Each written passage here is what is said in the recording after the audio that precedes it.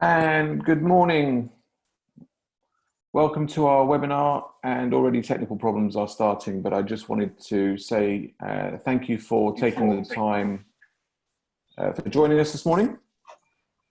I'm hoping that you can all hear me. I would like to thank you for taking the time this morning on a Friday to come and listen to us talk around remote learning. And we have some great panelists with us today. So Joe, I know your video's just come live. I'm hoping Matt's video is going to come live, and shortly Greg is going to join us as well. So an introduction to us as panelists. We have got myself, Tom Abel Green, also known as TAG. I am the UK and Ireland Education Solutions Manager for Academia.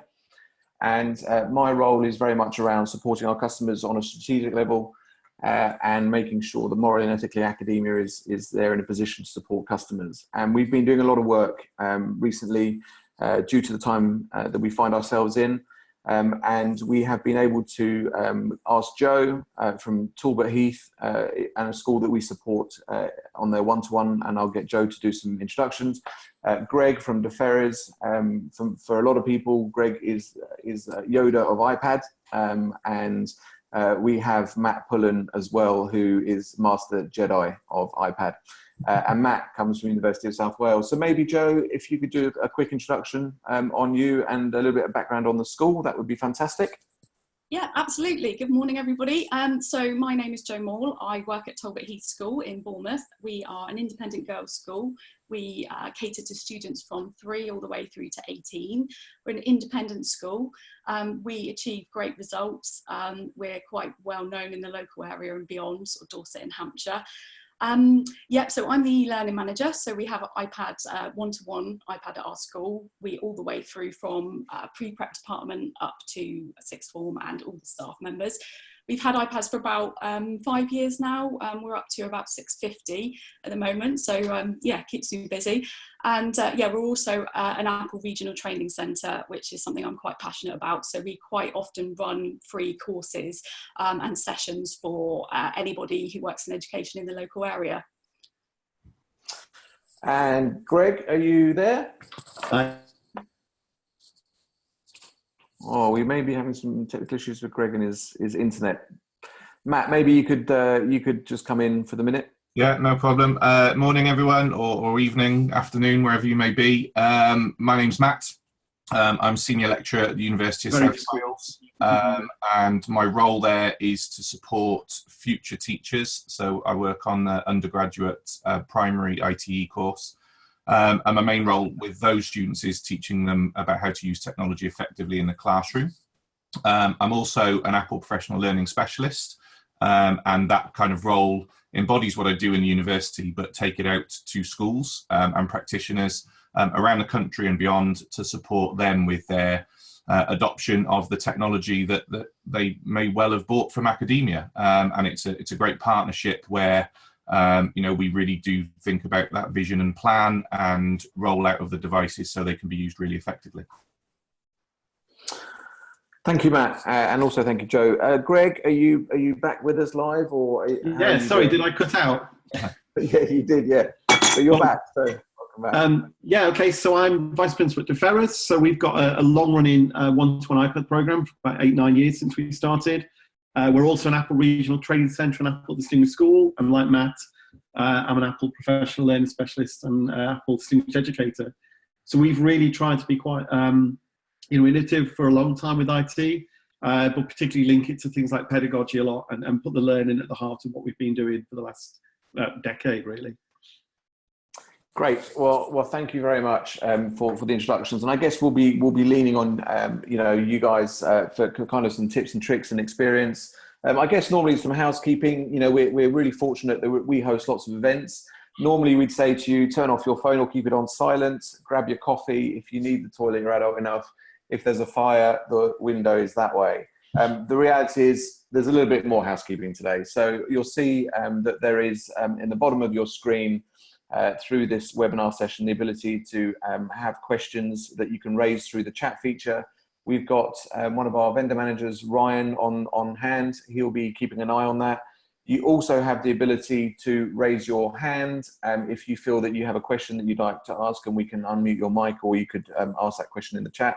And there is going to be a Q&A at the end. And actually, I think what we're seeing from a support method at the moment, most importantly with our customers, and I guess you guys as well from parents, is actually, how do I do this, or what might be the best practice if I'm looking to do some remote learning or engagement and those sorts of things. So please do make use of that, and there will be a session at the end of that.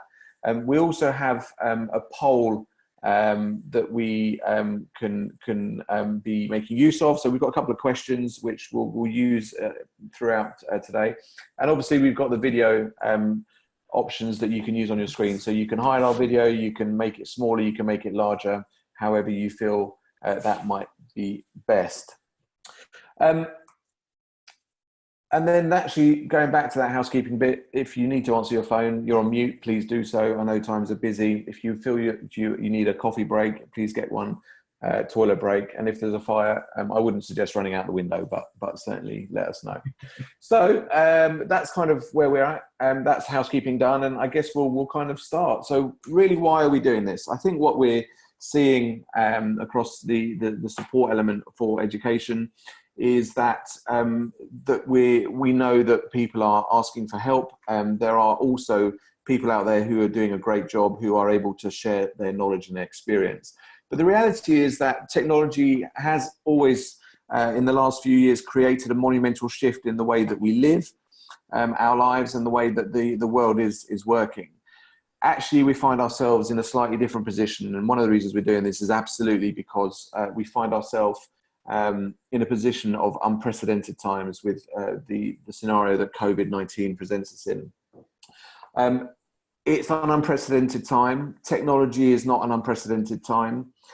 Projects that we have been supporting schools on, or that schools have been talking to certainly academia about, are being rushed forward. And what we want to make sure is that the support and knowledge base for our customers is there.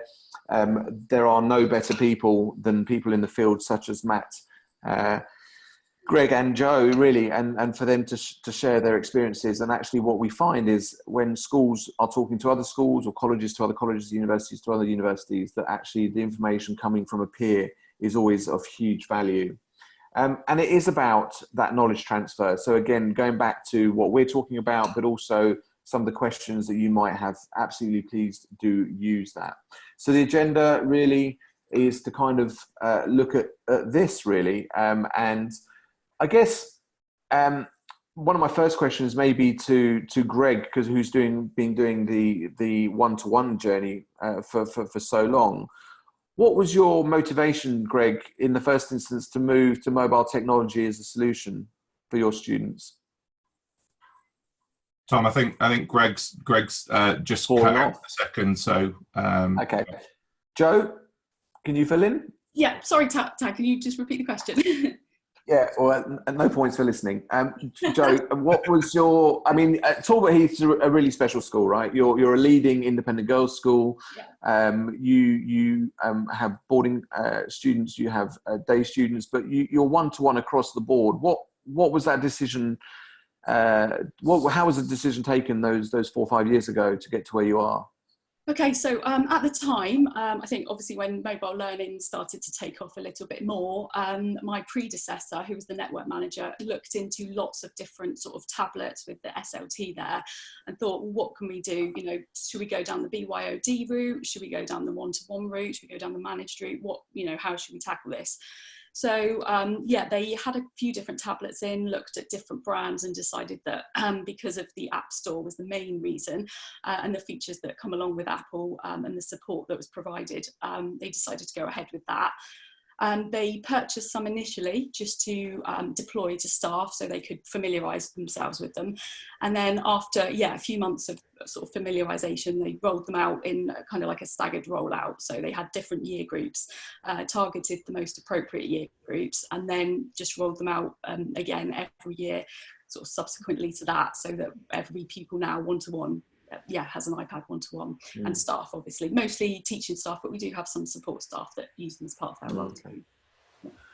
And I guess you would probably argue that your school was in quite a strong position when the kind of the lockdown started happening and schools were closing. Has there been a big shift? I mean, has it had a huge impact on the way that it's affected staff and pupils? Yeah, actually, do you know what? I think we've all unanimously sort of spoken between ourselves at school, as in the staff, and just said, how fortunate are we that we already had one-to-one iPad, because actually it hasn't genuinely taken a huge mind shift at all, shift in mindset at all, because a lot of what we're doing now is what we would have done anyway. The only extra thing that we've really brought in is the video conferencing sort of apps, which so that the students can see the teacher and vice versa, which has been really lovely actually. But no, we are very fortunate, and like I've said to a couple of my colleagues, but I honestly don't know how we would manage if we didn't have the mobile technology already in place. Yeah. Greg, you're back. I'm back. Who keeps pulling the plug on your connection? Oh, I hate to think. So one of the things I was asking actually, Greg, I didn't realise you dropped off, but we were talking around kind of the school journey, because you've been probably doing this one of the longest, and it was really what your motivation was, I guess, all that time ago, but actually the experience that it's put you in now with the situation we find ourselves in. Can you give us a little bit more background on that? Yeah, so we always had a focus on using technology, mobile technology for learning, particularly, assessment for learning, trying to improve, the speed of feedback, diagnosing misconceptions, being able to assess students and question better in real time. So we brought in iPads for years 9 to 13. So we're 3 sites. So 2 of the 3 sites are fully one-to-one iPad. For those years, it's really been business as usual. They've just carried on with what they're doing, no real change. For Dove Campus, which is year 7 and 8, most of them don't have iPads, but because staff are already used to things like Google Suite and Shobi, it's really just been a question of doing what they do with those other classes, and some videos to get parents up to speed, getting the codes out. So they've probably made about 400 classes in a day, and they've got that out. Logistically, we have to do everything big because we're 2,200 students odd. So leveraging what already worked was the easiest way for us. The great thing with those tools is students can make use of whatever they've got, if it's a smartphone, tablet at home, another PC or something. So it's really interesting, actually, and we'll come on to workflow, and I know that as a team there's some things that you're going to talk through, but actually I think, just before I jump onto you, Matt, I think one of the things that we're really conscious of is that, and I don't know, Ryan, if you can launch the poll just to see what that might look like, around how many devices are really available. So we know that some schools are in a position where they're finding it hugely tough, or customers are finding it hugely tough, because actually there is no mobile implementation or mobile technology available. Some have just teaching staff that have those devices, and some of them are where we have staff and students. And actually, if it's just staff and the students are accessing content from home, the importance of cloud computing and the apps that are available is paramount, right? Because there is probably a device at home that students can use. And I think that's one of the concerns, is how much of the workflow have we got that we can actually make accessible to students learning from home? And how do we include everyone? Because it's not just about people who have access to technology or don't have access to technology, but also those students who may be harder to reach as learners. So we talk about special educational needs. We talk about low income or other types of families where technology is not accessible. Maybe Matt, actually, because you're in a part of the world where the technology kind of exists or it doesn't exist, right? So without pinpointing that so much, but maybe your experience on that would be great. Yeah, I think you're absolutely right in terms of utilising the systems that you can to try to reach as many people as possible. I think picking up on the SEN piece there, Tag, I think what teachers are possibly going to see if you do utilise just a simple thing as Joe and Greg have mentioned before, in terms of the use of video to maybe just a smartphone at home, if that's the tool you've got at home. And having that video that the parent can play over and over again to that student, I think for a child with SEN, where it might be misconceptions, as Greg mentioned before, or just the fact that they don't understand the vocabulary the first time it's said, I think having that video played over and over again, just that one simple thing can really engage that child. And I think what I try to be positive in all of this. I think what you're definitely going to see as a result is people starting to think differently about their pedagogy and the approach that they take when we go back to school. And you know, the things that are going to work now are going to work when you're back in the classroom. And I think Jo alluded to that in the fact that it wasn't a huge change for her to move from what they do in the classroom to homeschooling, because they're doing the good things in the classroom in the first place. Use of video maybe so students can see things for themselves, replay things over and over again. I think the issue about the hard to reach children, if they're hard to reach in the classroom, I think you're obviously going to start to worry about, well, I don't have that personal attachment to the child from a distance. I think that's a huge thing to maybe need to consider about what you have to do. And I know what we do at university, and it's a very different thing because we've got adult learners, but picking up again on what Jo mentioned before about the live video calls, and perhaps not having those live video calls as a lesson all the time. And I know some people are doing live lessons, but just as a checking in with your learners, because I think if those learners know that you care, and those learners know that you are still on the other end of this education system, I think that can have a huge impact on that child. And again, utilizing systems that the school can use that engage parents that might just have a smartphone. And you know, if we look at the numbers of people even in deprived areas that would have access to a smartphone of some type, we're not talking top of the range, we're not talking all that, but some device where they would be able to access an application that would give them that tool. I think that's going to be a huge impact in the short term.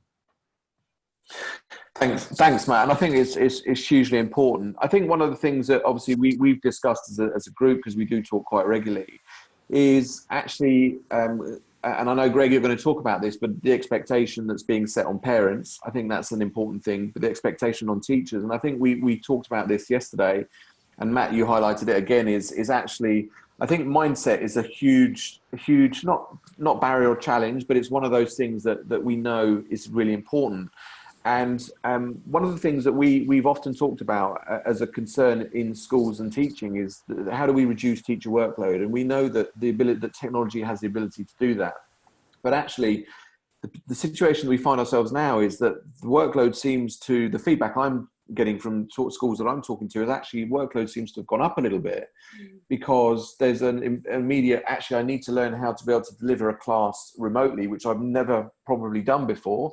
But I'm having to do that. But actually, as you said, Matt, when we go back into school eventually, is all of the stuff that we're doing now will put us in a really good position going forwards.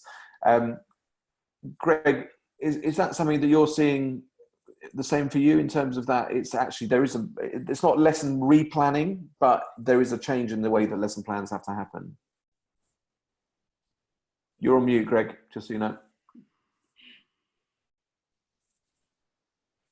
Okay, can you hear me now? Yeah, we can. Yeah. Okay. Yeah. I mean, I think that the biggest thing for us is this whole difference between synchronous and asynchronous teaching. So do you want me to forwards move into your slide? That kind of help you? Yeah. So if you look at the slides Tom's put up, you know, a lot of teaching traditionally has been synchronous, so you're doing the same thing to all students at the same time in the lessons, really. And then the stuff that you would set at home generally is the asynchronous bit. What we've found with the use of technology, you can start to become a lot more asynchronous, not just in the lesson, but obviously out of the lesson as well. So for us, the big change with remote learning is getting people to really get their heads around the mindset of being able to set things they did before as challenges rather than as live synchronous activities. So for example, you know, lots of discussions don't need to take place like they would in the classroom there and then. You can set them as an ongoing thing with many of these digital tools. Lots of the quiz tools that you can see on the slide, you know, you can set these as longer running challenges or student-based activities.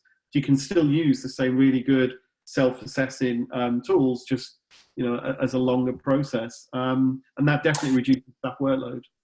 So I know we're going to talk about the expectations for remote learning, Greg, but a quick question on that, and maybe Jo, you can maybe have this as well, is from a parent perspective, and I'm a parent and we're all parents, is how do we how do we then look at that support from a teacher, from a parent perspective, or how do we make sure that the engagement is still there for students remotely? Because there's a lot of conversation around, and Matt was talking about this yesterday, there's a lot of conversation around, actually there's a very big difference in lots of different households of what parents are expecting their children to achieve, and actually what the children think is going on, but also what teachers are expecting. So I know that yesterday my son probably didn't do a full day of schooling, but I also know, and Matt I think mentioned this, that there are parents that are literally creating packed lunches and kind of trying to recreate that whole schooling day experience, which is everyone's own choice, but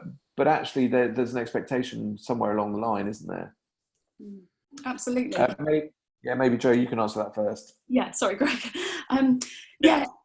Just like we were discussing yesterday, obviously teaching styles vary considerably, and so do parenting styles, you know. So again, it's whatever works best for you, really, and there isn't a one size fits all approach, absolutely not. But at the same time, I do think, I mean, obviously our schools tried to go down the route of keeping the day quite structured as we would in a normal school timetable. So we still have period 1, period 2, etc., break time.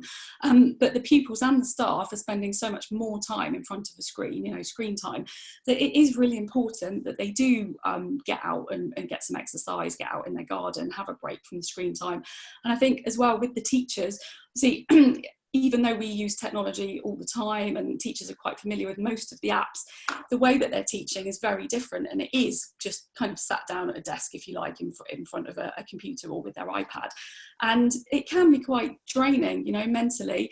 And I think quite a few of my colleagues have mentioned how much of a difference that they've felt. And I think it's quite useful for parents to just be mindful of that, really, as well. And it may not appear that your son or daughter's teacher is actually doing a huge amount of more work than they normally would, but I think it's probably fair to say, be assured that they are. They are, yeah.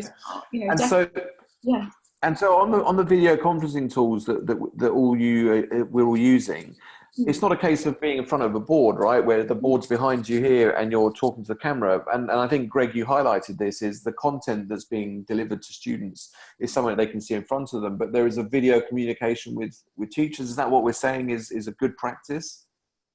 Yeah, I think it depends a lot on the age and experience of the kids. We've got an awful lot, so we've tended to not do a lot of live video to students. You know, pre-recorded video is fine. Just because there's so much to track for us, it's incredibly complex. So we've kept it fairly simple for now. But yeah, tools like Explain Everything and obviously screen recording in iPad and things like that make it very easy for a teacher to narrate, talk through a piece of work or peer assess it, and then, send that video out to all students or to groups of students. Yeah. So that's quite easy to do. We, as staff, we've used Zoom for video conferencing a lot more, like Joe was saying. Which has been great. It's just, again, having some protocols in place for that. Yeah, so, and Matt, actually, I think going back to your, I guess you're famed for your sketchnoting, which is not your only fame, but I think that's the other thing, right, is learning styles are having to be different for students. And I think the important bit is making sure that we can see that students are still learning and that the content they're giving back to you is important so that you can mark it. But there is an element of creativity starting to come through, isn't there, around the workflow? I think this whole idea of distance learning makes people really start to understand how people engage with things. And just because they're in front of you in a classroom doesn't necessarily they're all going to engage because it's your voice and you're physically there. And I think when I've created those sketch notes, it's because I'm trying to consider different people's styles. Initially, I was making those sketch notes for my staff in university. I just share them publicly because I feel they might help other people. But the idea is some people might follow that as a visual, as a one-pager, quite easily. I've also made the exact same things as a video that people could just play and watch process. And I think in doing that, it's made me then think, what do I do as a lecturer in university or as APL to support the end user in their styles? And I think going back to what Greg said then in terms of doing the live lessons, for us in university, we've opted away from that, certainly on our course, purely because of the equitable access. We have mature students. You know, they're all adults, and some of them are going to have children of their own, and they're also going to be the parent. So they're a student and a parent at the same time. And what we felt was, if we did something live, we were adding an extra layer of stress to that parent, potentially, because when I say I've got a lecture at 10 o'clock, they also might be being told by their children that they've got a lesson to do at 10 o'clock. So we went for the recorded video, but then allowed access to discussion and feedback, because we know reflection is still important. So it wasn't as simple as, let's just put a video out there and hope for the best. And I think this goes back to what Joe was saying before. I think the misconception can be that teachers are just, well, you've made a video and put it on and then you've had the day off. It's not that. Teachers are putting the videos online, and then they're making themselves available for those one-to-one conversations with a child, for that chat group, or however they've set that up. And I'm going to also pick up here, Tag, if that's all right, a comment that came from someone in the chat group about the endpoint user. And they mentioned that we've talked about iPads a lot, and I think that's just because our experiences around the iPads. I think we're also saying that end user, we're thinking about platforms and processes that mean that end user can use it in a way that works for them. And I think the point is that for Joe and Greg, it's been a really easy transition to move, because they know what the end user has. So it's easier to plan for that when you know what the end user is using, because it can be a little bit more refined. But at the same time, what we're saying is the process is still the thing that we need to think about. And Joe's, Greg's slide that's here at the moment in terms of synchronous and asynchronous, that's a process that you think about in terms of how am I going to deliver that stuff to the person?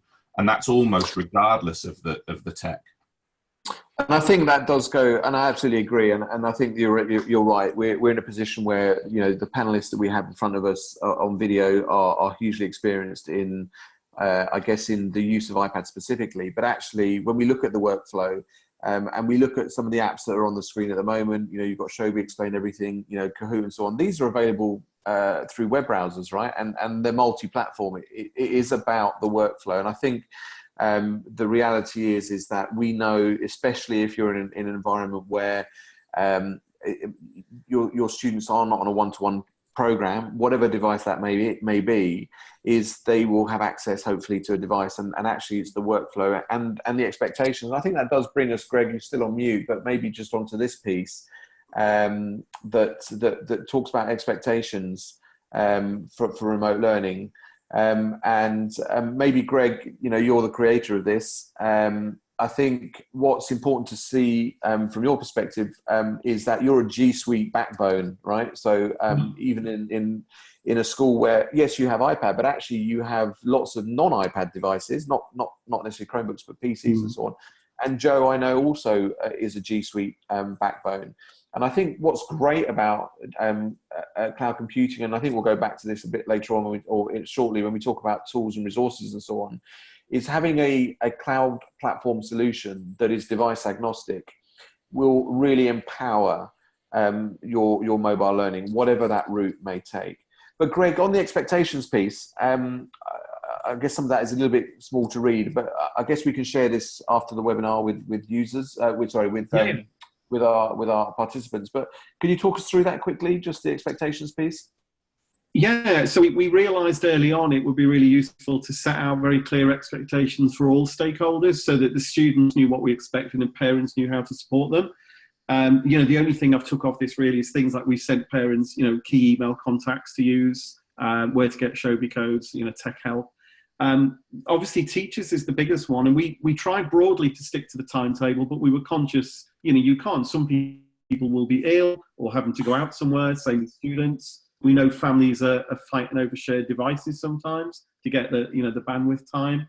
So the expectation was staff will be on at a key time where they can. They'll set work, they'll take part in helping discussions, but after that, you know, it's working at your own pace. And I think that prevents fatigue and workload and people constantly trying to answer every question coming in. So we were just trying to lay out what we did and didn't really expect staff to do. Yeah. Matt, just from your perspective, because I know your slide's next, but we talk about the sketch noting, and I think what's great from your sketch notes that we've seen is actually you focused on, as we talked about, those other platform solutions. So you've done some stuff on Teams, you've done some stuff on Google Classroom. This was your piece on remote learning. And for anyone, hopefully this QR scan code will work. So if you've got a device and you want to scan that, it should take you to Matt's web pages, which has all of the content there that talk about wanting to start remote learning. But Matt, maybe just to follow up on that sketch note, really. So I think, yeah, thanks, Tag. I think what I tried to do here is and you alluded to this before in terms of the schools that maybe haven't started on a technology journey and those that already have. This was kind of more a reflection on some of the work that I've seen, or just conversations on Twitter with teachers that are looking to do something, because everyone's desperate to help the children, right? And I just wanted to try and simplify it. And I'm not saying this is the perfect model. I'm saying this is an approach, okay? And if I was to do this now, this might be the way I'd go. We've talked about the platforms, I think, and some of the conversation in the chat groups come up about this. I think you need to find a platform that allows everything to go into one place. And that's as useful for the parents as it is for the teachers, because you can send things in emails, it gets lost in an email. You can then say, go to this website and find this for maths and go to this website for English. That's really confusing. So the beauty of a platform like Shobi or Seesaw or Google Classroom or Teams or whatever it is means that I know I go to that place as the parent, as the teacher. That's where we go. The use of video, then, I think we're doing video now to host this. Video is going to be a really, really useful tool. But there's some things to consider with that. One of them being the length of the input. I've had to do some looking into this alone for my lectures in university, because we inherently will do a 2-hour lecture. That's traditionally how things work. You can't do a 2-hour lecture on a live video. One, it's draining for the person to record that without anybody in the room. It's, that's just crazy. But also attention spans, and this kind of goes back to the pedagogical approach of things. And considering the length of the input you give is quite a useful thing. And I've also put in there about just modeling processes, because that's something that a child can play over and over again and understand things. We talked then about interactivity, and we've said this is where the teachers are doing the work behind the scenes. The questions from the students to asking questions from parents. How do I do this? What should I be doing? I put in there about open challenges. I've seen this a lot on Twitter where this kind of alludes to the fact that parents might not be able to sit down with the child all the time. Parents might be working from home, might have multiple children, and having something which builds on skills over time. So something which is going to consolidate learning, so that, I'm going to set you a challenge and I want you to think about all the skills that you've learned so far and show me what you've learned. That can be something. The critical bit, and it's the simple box, the check-in, the well-being element. Hi, I'm here, I care, and I'm struggling through this as well. We're all in this together. And then the final piece, I suppose, is what we're doing now, this Get Support, the live webinars that are being offered to people, because Auntie Mavis, who lives down the road, who's on Facebook, who saw something, because, as helpful as she is trying to be, the hearsay of what you see on Facebook and Twitter might not actually be that helpful. And we talked about this from a parent's point of view. When parents start comparing what they're doing to another parent, and I think Facebook and Twitter has this illusion of everyone has the perfect Facebook life, but behind the scenes, it's not quite that perfect. Yeah. I put pictures of my son up all the time, looking like we're always happy. We row, okay? I'll be honest now. This is behind the scenes.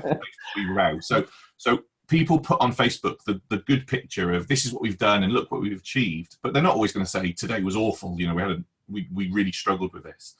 So I think there's that ask the experts, because you're going to get a refined, genuine point of view there. And I think that's what I was trying to sum up in those sort of 6 key points. And I think it's really important, and we've talked about the expectations and so on, and I think you're right. I know you and I talk. My son's the same age as yours. When it comes to maths, I could sit him down for hours, literally, and it's great. Yesterday we had some English issues. It's just very, very much a different story. And I think the reality is not comparing. As we said, everyone has a different style. Everyone's trying to do the best.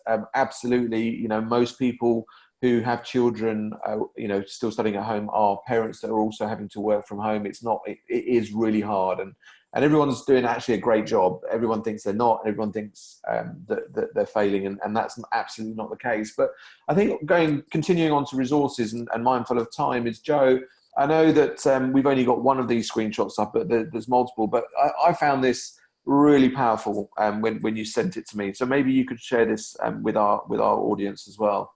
Yeah, thanks, Tag. So I started. We've got, obviously, like you said before, we have a backbone based on G Suite, and we use those resources quite a lot, and they're great, obviously, because if you're not that familiar with them, they're free. They work with iPad, so it works great for us. Work with PCs as well, so people that have a PC at home, they'd rather work on that. Yeah. I've started to collaborate with some of my colleagues, and we started to have shared folders, and we can just put loads of resources in there. And it started off having one for staff to sort of share ideas on remote working, remote teaching, what works, what doesn't work, found this is great, sharing best practice, etc. One for students, so they've got resources to look at. And then we've got one for parents as well. And then it was really difficult because obviously there's so many great websites out there, and trying to put a website into Google Drive is A, it doesn't really work, if I'm honest, and B, it's not the most kind of visually pleasing thing to look at in the world. So it just reminded me of Symbaloo, which is a site I haven't actually used for a few years, just making it a bit more attractive, a bit more accessible, categorizing everything. So the one that we've got on the screen at the moment, I think, is the one for staff. Yes, it is. So yeah, it's just, again, literacy websites, putting them in there. So they would just click on literacy square, and then all those websites would be displayed. We've got other things as well, like social media advice. So Common Sense Media is great. I don't know if any of you use that. Loads and also some fun things as well, on there, like the P with Joe Wicks and things like that as well. NT Live.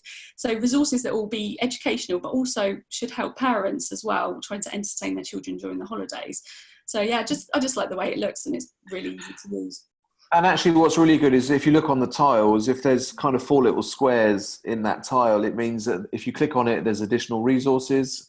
Although we can't show it on this, as you click through those various links, actually the view changes because of the content that you've got in there. And it was Symbaloo is the product, and it's free. Anyone can use it? Absolutely. I think, like a lot of these products, there's a free version which is kind of slightly more limited, if you like, or you can pay to unlock the premium features. But as with a lot of the sites at the moment and apps, they're allowing the access to the premium features for free because of the situation we're in. Yeah. Great. So I guess that's kind of looking at the workflow, engagement, and parent support, and then kind of looking at tools and apps that are really strong. And the reality is there's thousands and thousands of apps out there, right? And everyone's claiming that they're the best. So I think it's also about finding the thing that's right. And I think, alluding back to your point, Matt, is, if parents and teachers know where the work is being delivered to, and students know that this is where I collect my work and this is where I hand it back from, that's a really good start. And I think that there's lots of support available out there. Is there any other tips and tricks from any of you that you would kind of recommend? I know we've done quite a bit of that already, but is there if there was one golden nugget maybe that we felt was valuable, what would that be? I would say, from our perspective, for staff, it's a bit of a shameless plug for us as well, because we're always trying to get as many Apple teachers at our school through as possible. So this is quite a good opportunity to maybe revisit that as a teacher. Again, if it's something people aren't familiar with, it's a free scheme. You can just sign up free online, go through the resources to learn how to use different apps, different features within iPad. They also do one for Mac as well. So that will be something that will really help kind of upskill you quickly, prepare you even further for the situation we're in at the moment. Yeah. And I'd probably add to that, all the platforms have a similar kind of scheme, don't they? Google have it and Microsoft have it. So feel free to look at their community resources. Greg, what is your golden Yoda nuggets for today? Yoda nugget. Probably an obvious one, but if you're a large secondary school or a trust, even better, leverage the fact that you've got a lot of staff. We have 30 odd science teachers across our secondary schools in the trust. so they can all create really valuable lesson resources and share. So, you know, one resource might be used for 25 different science classes, with the teacher then adding their layer of customization and personalization on top of it. So it's quite easy, I think, to make effective use of that. And Jedi Master Matt. I'm going to go with a learning kind of angle on this, and that is, I think a lot of people are reacting to something, and that can feel like you're just sort of going day by day and try and do something. I think somebody in the school needs to almost take hold of what can we learn from this, and I mean that in the fact that you're going to learn a lot of lessons in terms of why technology is really relevant. You're going to see it now as the only solution, but when you go back to school, there's a danger that you might say, well, we don't need any of that anymore, that's just for COVID, you know, we'll do that the next time there's a COVID outbreak. I think I alluded to this before, you're going to see students react in different ways to this, and I think the best thing that you can do is learn, one, what are the key lessons that we don't need to take back into the classroom. When I was doing those 2-3 minute bits of intro, the children really seemed to engage. Well, does that change my practice going forward? Do I need to do a whole 15-minute stage show of me as the teacher and then expect them all to learn, or are they switched off by that point? So really, just for somebody to start taking stock of the things that are really working, and I put this in the chat window before responding to someone, I think it's not, we're not plugging like the purchasing of the technology here. What we're saying is look at why the technology has a really, really important role. And maybe that can be the start point of your conversation back in September when everyone's back in. If you've been having the discussion about the role of IT, maybe this expands now, because what I felt personally is in my institution, I was maybe 10% of people who had an interest in use of technology and was using it. It's now mainstream, right? Everybody sees what it can do and what it can't do. I think that's going to open up those conversations about training, about support for purchasing the technology, because we now see it's not just an IT lesson or a coding lesson. We see that actually it can do assessment for learning. It can do, you know, bigger assessment pieces and feedback. So I think taking that time to make those notes now is going to help you in September when you have those bigger conversations, or maybe not even September. You might be having those conversations now. Yeah, and I think, and just to add to that, I think one of those things is taking note of the barriers that you're facing now, and planning for any change of the future. And I think we are absolutely seeing the change in what that mindset might be when schools eventually and colleges do go back.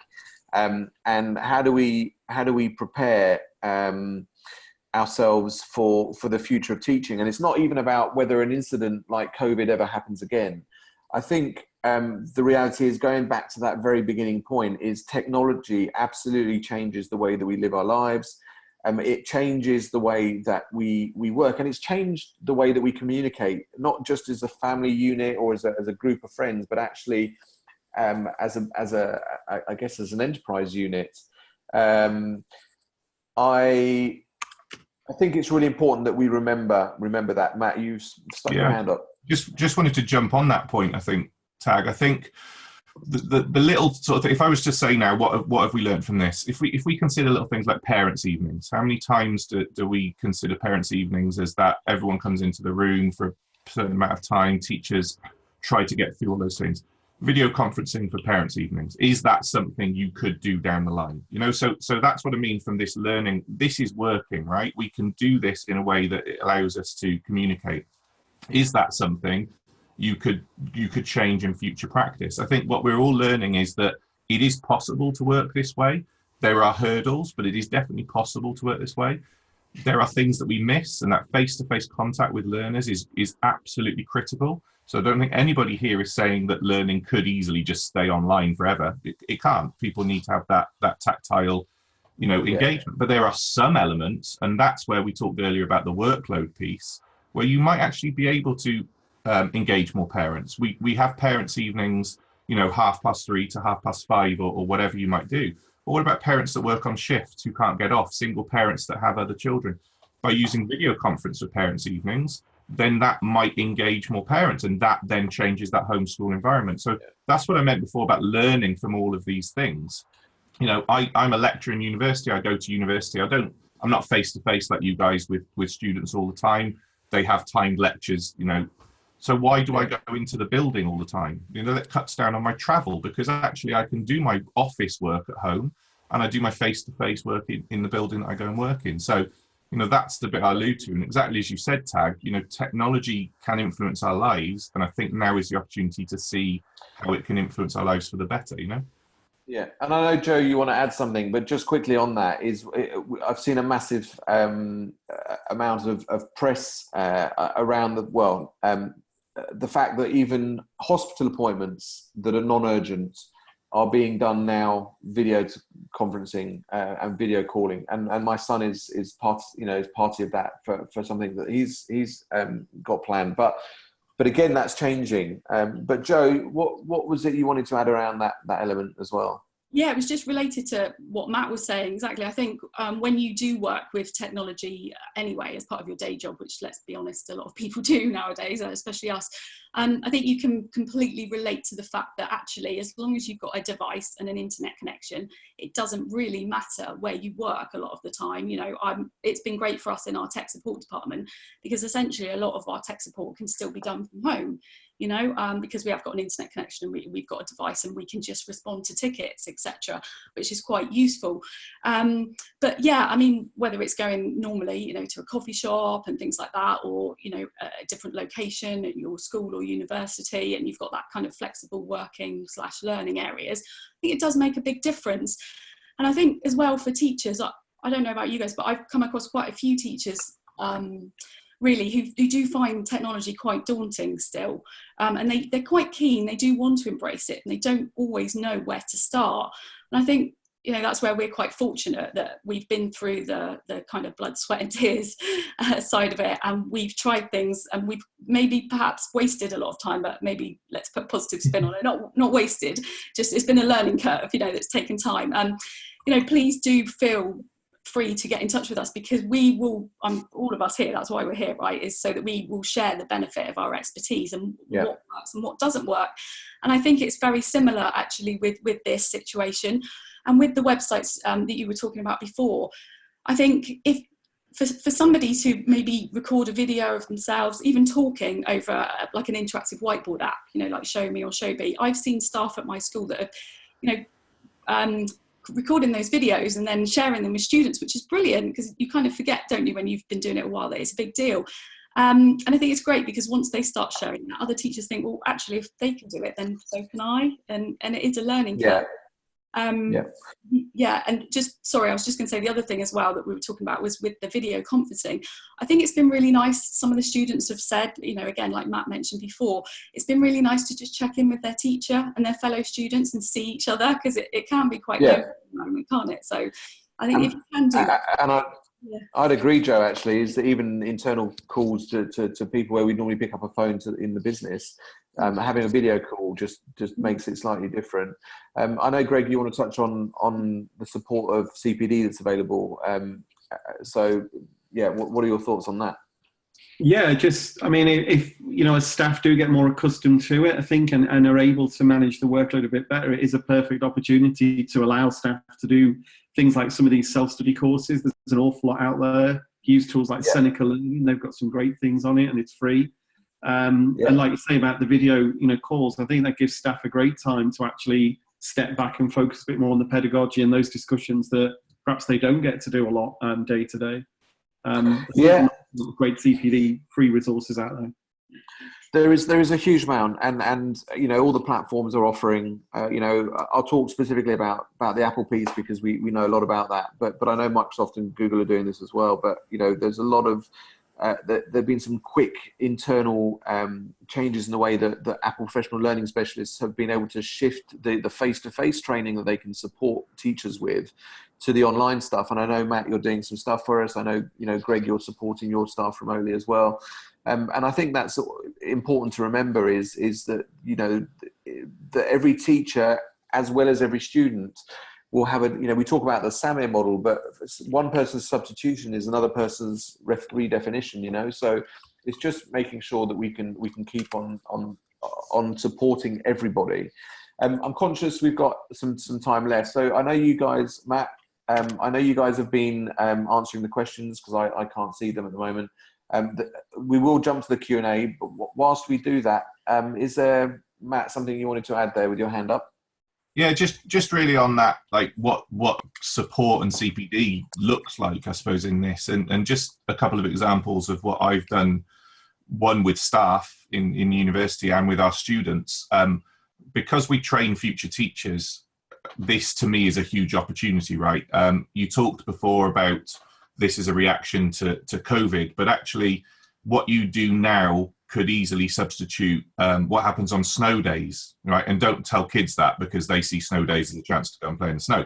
But any school closure, be it 1 day or three months, you know, are you able to just say, well, we can move this into place? Children that are ill, those sorts of things. So there's a lot to learn from it. But I think coming back to my point was, running sessions like this with my staff and with my students has been a great way to just upskill people, because now is the time you've got an active audience where people want to know. And that is the huge difference with any CPD. If you want to know it, you'll dedicate the time and you'll show the interest. The rest of the year, there's a million other things going on. So now, you know, me hosting, you know, little web chats like this with a small team of colleagues that I work with, just enables you to show, and the other benefit is you can see my screen the same as we're doing here, and you can see all of, you can see everything I'm doing, and if I record it, you can watch that again in your own. And I think that's, you know, Tag, we've had this conversation about what APL training can look like going forward, and I think there's a real benefit there to targeted support for people in their own home, in their own comfort, because that's a key thing, right? If you're out of your comfort zone in a school with an expert stood at the front, that can be quite daunting.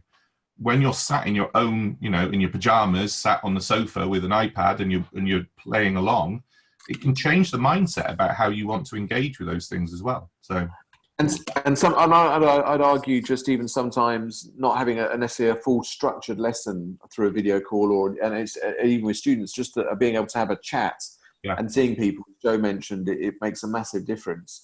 And I think that's really important. So we've got about 3 or 4 minutes left officially. I wanted to see whether there were any great questions that you've had that you think are worth calling out, that you've obviously responded to, or if there's any Q&As, now would be a really good time for people to do that. And maybe we could just pick out a couple, Matt, that you feel are appropriate and valid. From the chat window, do you mean? Yeah, I don't know, because I know you've been responding to questions. So is there any question that's popped out that you've said, actually, that's a really good question? Everyone else a lot of people are starting to sort of share, like, where do you get stuff, right? Where do you get the content stuff to share out? I think I'll answer this in 2 parts. The first part is, don't underestimate that you as the teacher have an awful lot of stuff anyway, okay? Yeah, and that's kind of that look back through what you've got. But in the chat window, people have been sharing where you know, I've done this myself. I've tried to collate learning resources together. Twitter and Facebook are a great place to go and kind of source where the stuff is. What I have found personally in answer to that is, again, if one person in your institution tries to pull it into a place so that it's searchable later, because if you send it as an email to staff saying, oh, here's a great link for this, it's going to get lost. So something I was looking at last night was how can you place it all together so that those teachers that are quite daunted by the mere thought of going on social media can just find it all in one place. And that might be within Shobi and a chat group, or Seesaw in a special group, or in Teams as a, but if someone takes that responsibility to say, here's some resources that you could use, go in there, you'll find some things that you can share with your learners. So I think, you know, in response to all the things people are sharing there, that's absolutely great. My advice would be maybe one person in your institution pool it together for people. Yeah, and there's always a shared site somewhere, isn't there, internally in a school, whether it's a server, whether it's a cloud solution, and so on. I think one of the things that we've seen massively is as a leader in the technology space, specifically supporting our customers, we're working with a lot of vendors, and there's a lot of great kind of support coming from those vendors. So, you know, Adobe as an example, even Ring Central, who we've used today, are offering a free solution to schools to allow that video conferencing tool. But Joe, you've mentioned, and Greg rightly so, that you've got the G Suite element and the device agnostic. And we've also pulled together, and this is being updated, we've got a resources page, so you can see the link at the bottom there. If anyone wants to take a look at that page, that will be renewed on a regular basis. And it's stuff that we're sharing internally. So we're using a platform internally where we've got a daily chat where anyone can post anything. And I think the other thing I wanted to add, just to the conversation around the videos piece, just to finalize stuff, is kind of the etiquette around the use of this platform, video conferencing, is a little bit different, right? Matt, your gerbil's gone from behind. I'm going to point that out because I can see it from yesterday. But you know, I think I've got books behind me. I've got this weird looking plant. But you kind of see things differently, right? And Greg shared something really funny earlier, which I might steal and post on social media later. Is kind of what really happens in a video conferencing call, right? And Matt's got some nice pictures. Oh, Joe's moved her ironing board, or that was a different picture yesterday. Greg, you had a dog on your lap yesterday, and I think that's also we have to be a little bit more flexible and understanding that we live normal lives. We are normal people, whether we're students, teachers, parents, whatever. And actually, the interaction is the really important thing. So on that, is there any last Q&A, or can I kind of wrap up? I was just going to add, who was it? Sarah Vivian asked about handing in work to be marked. I just thought, sorry, I don't know if we covered it before, just that there's loads of apps out there and websites that you can just submit work on that automatically kind of marks, which is kind of the dream for teachers, really, isn't it? So actually, if you're worried about getting into technology, maybe have a look at one of them first. They make your life a lot easier. And so one of the things that we'll do post today is we'll do a follow-up, and we'll do a thank you, and we'll put your contact details, and I'm sure people will reach out to you. I think what we're just on that we're seeing is that if you've got technology and you're used to digital linking, or you're used to using a marking solution that is in the cloud already, it's kind of useful, right? But I also know from my son's school, they're kind of on a journey that they've been on for a long time. It hasn't really evolved. But even if a student does work on a piece of paper and you take a picture of that and you upload that picture so that teachers can see that, that's a really powerful tool of being able to see that content still. So if you're all, I guess we're going to wrap up. We've got a couple of bits of information on this page. So we've got the resources page. We've got our Twitter handle, if you like. And we've got our info at academia email account. So if you'd like to know a bit more, or you're in a position of the school where you just want to get a bit more support, the beauty of my role is absolutely strategic support. I have the beauty of leaning on great colleagues internally in the business, but also most importantly, people who have the authority in the real world. So huge thanks to you, Joe, and wish Talbot Heath a fantastic kind of Easter break with what it can be. Likewise, Greg, thank you again for your presence. I know you're floating in midair as Yoda. And Matt, thanks very much. Shame the gerbil wasn't there, but thank you again for all the stuff that you're doing for the community as a whole. Ryan, I know you've been silent. Thank you very much. And we will stay online now. So if there's anyone that wants to ask some Q&A, guys, I hope you can kind of spare another sort of 10 minutes maybe, and we'll answer everything we can there. So in that kind of final piece, a huge thank you and a happy Easter next week, and I hope everyone is safe and well. Thank you. Thank you. Thank you. I'll stay online, guys. So if anyone wants to talk, no worries. Ryan, are you there still? Yeah. All. I wonder if we can maybe, if everyone hasn't gone yet, if there's any participants, whether we can unmute anyone, and if anyone's got any questions, maybe we could do that for a change. Yeah, I can unmute everyone. Or maybe use the hand up, maybe not actually mute, or somebody put their hand up. Yeah.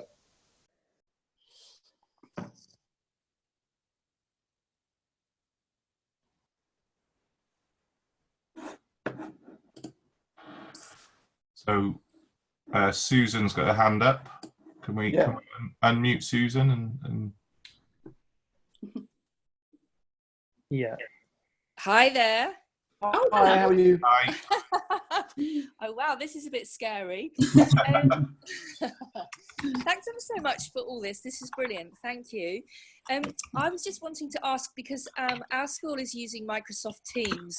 We use Office 365, so all our documents and so on are stored through SharePoint.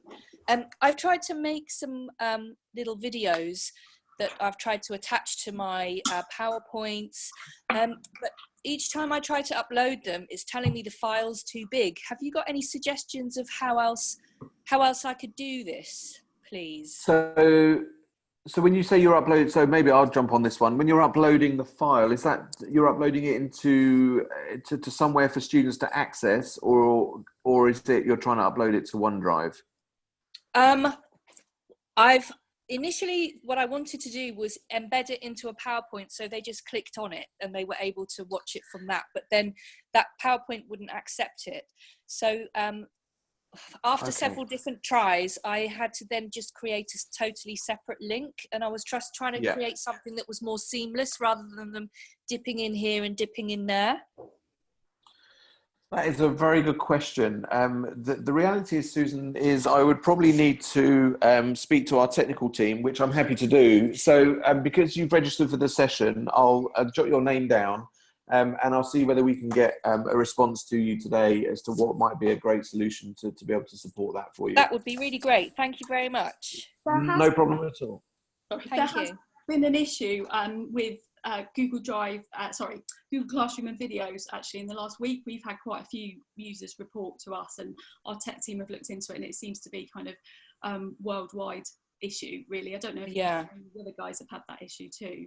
But Joe, I think that's one thing as well, and you know, just to take note of is obviously lots of systems are now being used a lot more than they were 3 weeks ago, and to some extent there's a patience issue with some of it, and not to say you're not being patient, Susan, but some of it might be a technical issue because servers are being hugely overloaded at the moment. So yeah, I'm sure Tag will be able to give you a more concrete answer on an approach, but that will be the reason.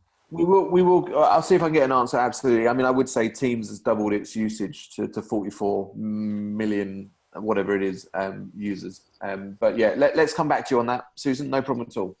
Great. Thank you very much. Thank you very much for speaking. We've also got 2 others.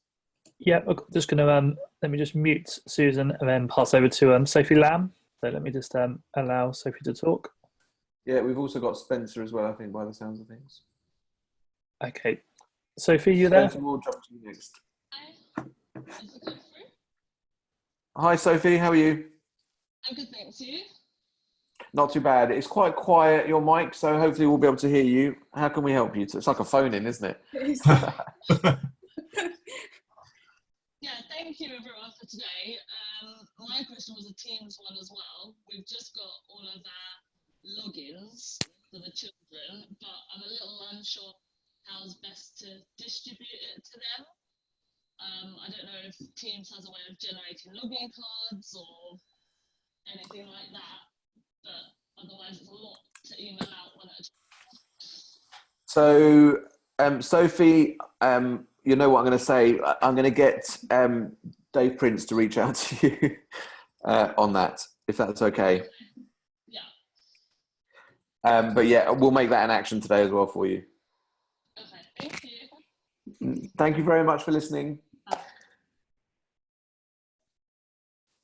Okay.